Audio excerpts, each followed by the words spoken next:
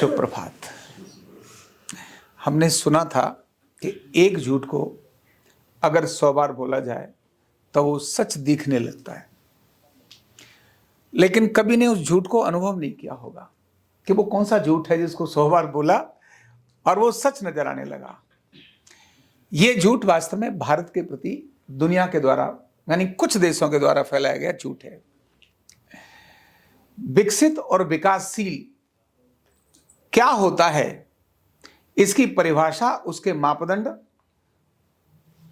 जो भी स्थापित किए वो वास्तव में एक भ्रमजाल और एक झूठ ही था।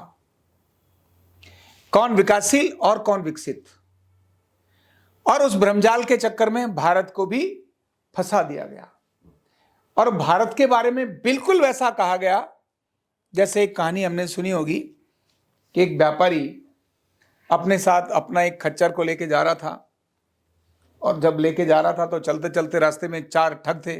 उनको लगा यार आज तो कुछ धंधा हुआ ही नहीं है तो एक काम करते, ये जो व्यापारी जा रहा है थोड़ा भोला सा नजर आ रहा है, इसी को ले लेते हैं चक्कर में। तो एक ठग रास्ते में मिला, उसने कहा अरे क्या, कहाँ जा रहे सेठ जी, क्या है, और ये आप अपने कुत्ते को कहाँ ले जा रहे हो? कहते कुत्ता है तो दिखाई नहीं देता कुत्ता, अरे खच्चर है मेरा, घोड़े से नीचे वाला जो होता खच्चर है।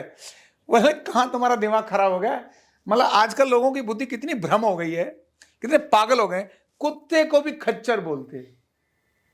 दूर चल, ऐसे करके उसने कह दिया चल दूर चल, और वो फिर लेके आगे चल पड़ा। थोड़ा आगे और चला तो 2 लोग आपस में बात कर रहे, यार कुत्ता बहुत बढ़िया है, मतलब आजकल वैरायटी अलग अलग हो गई कुत्ते की, पर इतना कुत्ता बढ़िया, बहुत अच्छा कुत्ता लग रहा है। कहते भाई क्या बोल रहा है तू, कुत्ता तुम्हारा पागल हो गया हो क्या, ये मेरा खच्चर है।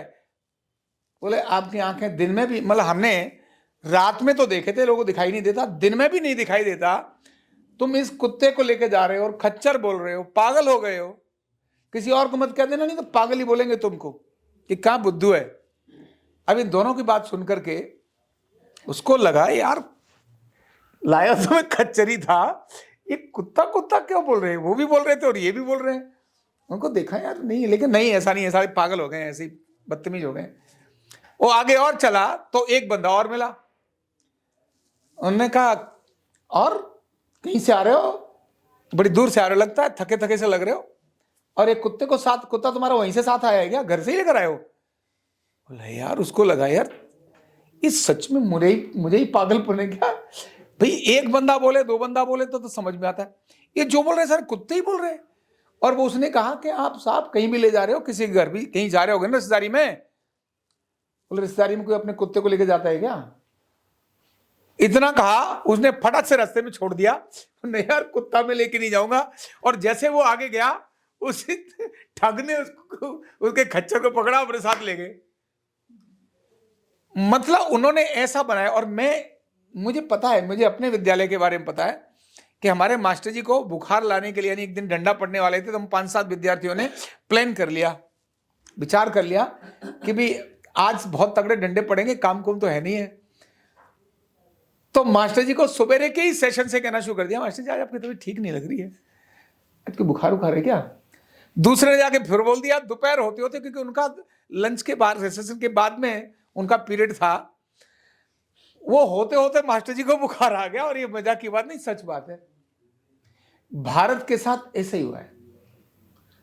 भारत को विकासशील विकासशील विकासशील बोलते बोलते दुनिया के वो देश जो सच में विकासशील थे, उन्होंने प्रगति करनी थी। भारत तो ऑलरेडी प्रगतिशील देश था, क्योंकि जिन प्रगति के मापदंड, प्रगतिशीलता के मापदंड, जो परिभाषाएं उन्होंने दी है, वो बहुत छोटी, बहुत अधूरी और बहुत विकृत परिभाषाएं हैं। उन्होंने केवल एक मनी, पैसा, केवल बैंक में पैसा, किसके पास कितना धन, केवल इतना ही है। लेकिन धन का मतलब एक नहीं होता, धन का मतलब तो बहुत कुछ है। ये भौतिक दिखने वाला धन, ये तो बहुत छोटी चीज है। जो पैसा है, जिसको करेंसी बोलते हैं, करेंसी तो बहुत छोटी चीज है, जिसके कारण से शुरू किया।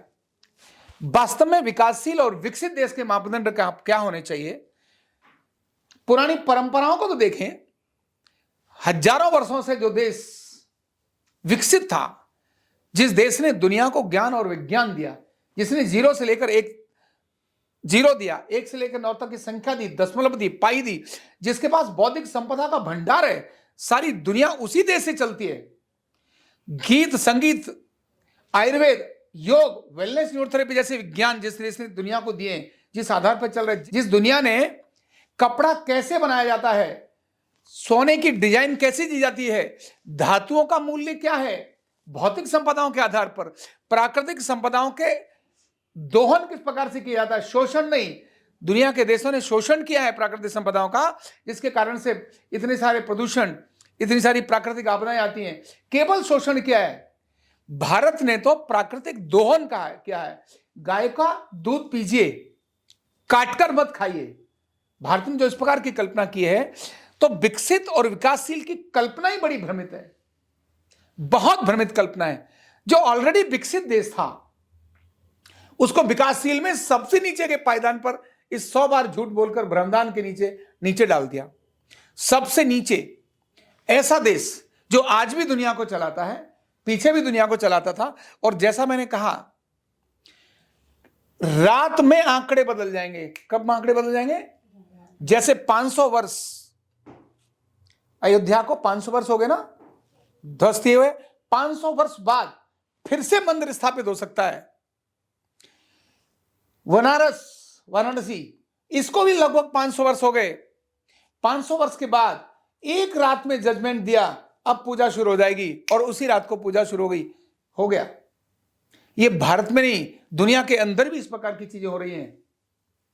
अभी यूएई ने मंदिर बनाया, एशिया का सबसे बड़ा मंदिर, जो अभी अभी इस 18 फरवरी को जिसका विधिवत उद्घाटन होगा। यूएई मतलब अरब अमीरात, जो इस्लामिक कंट्री है, उसने दुनिया मानी एशिया का सबसे बड़ा मंदिर, जिसके अंदर कौन है? भगवान श्री राम है, भगवान श्री कृष्ण है, भगवान शिव है, और भारत के करोड़ों करोड़ देवी देवता उस मंदिर के अंदर विराजमान है। करोड़ों करोड़। एशिया की बात कर रहा हूं। जिस अक्षरधाम को आप दिल्ली वाले को देखते हो, ये उसके सामने बहुत छोटा है। भारत के सारे मंदिर, अयोध्या का मंदिर भी उससे छोटा है।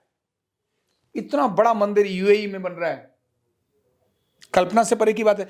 जिस देश के अंदर इतना ज्ञान विज्ञान हो, वो देश विकसित देश न होकर विकासशील देश की श्रेणी में खड़ा करना, ये बहुत बड़ा था। तो मैं कह रहा था, एक रात में आंकड़े बदल जाते हैं, 2 रात की जरूरत नहीं होती है। जैसे देश एक दिन पहले गुलाम था, अगले दिन स्वतंत्र घोषित कर दिया रात को 12 बजे, ऐसे ही भारत का इकोनॉमी भी एक रात में बदल जाएगा। कितनी देर बदल जाएगा?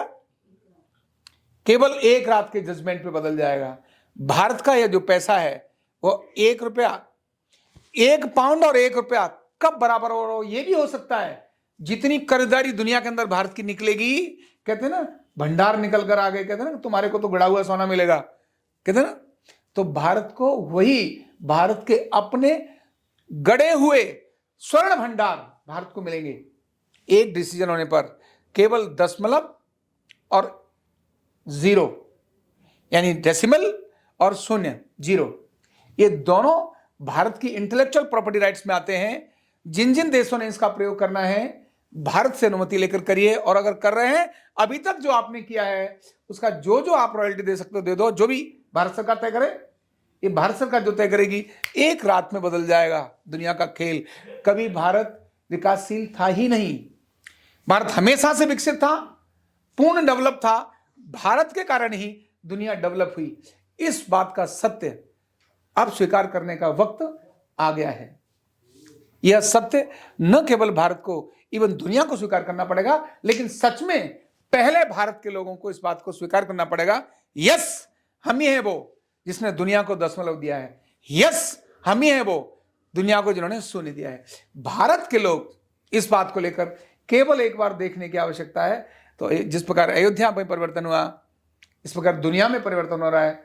एक रात के अंदर भारत का 1 रुपया कितने सारे पाउंड लाने वाला हो जाएगा। 1 रुपए में हो सकता है 100 से अधिक पाउंड आए, हो सकता है 1000 से अधिक डॉलर 1 रुपए में आए। कितने? 1 रुपए में डॉलर आए। क्यों? इतनी संपदा दुनिया ने भारत की प्रयोग की है। अब केवल मांगने की आवश्यकता है। Thank you so much.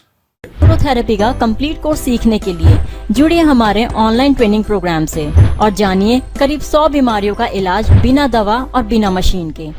इस न्यूरोथेरेपी ऑनलाइन ट्रेनिंग प्रोग्राम से आप घर बैठे बन सकते हैं गवर्नमेंट सर्टिफाइड न्यूरोथेरेपिस्ट। रजिस्ट्रेशन के लिए नीचे दिए गए नंबर पर अभी कॉल करें और हाँ, हमारे वीडियो को लाइक करना, शेयर करना और चैनल को सब्सक्राइब करना बिल्कुल भी ना भूलें। धन्यवाद।